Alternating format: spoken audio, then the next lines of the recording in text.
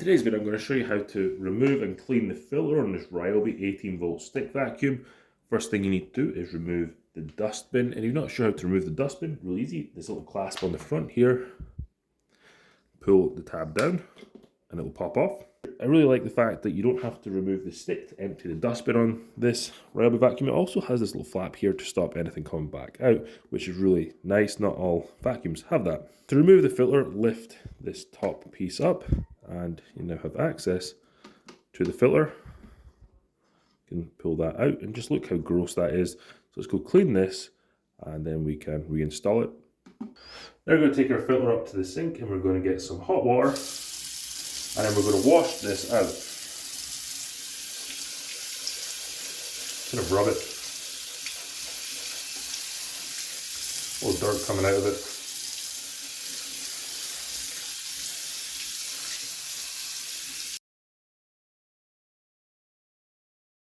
Take 12-24 hours to dry, so make sure this is completely dry before installing it back in your vacuum. It's going to hit this with a hairdryer to dry it if you need it immediately. I don't, so I'm just going to leave it to the side here and let it dry naturally.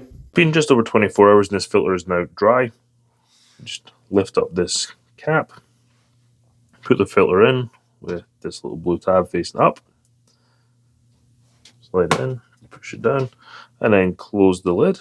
And then we can install this cartridge back onto the vacuum. So it hooks on down here, and you can just push it up and it'll clip into place.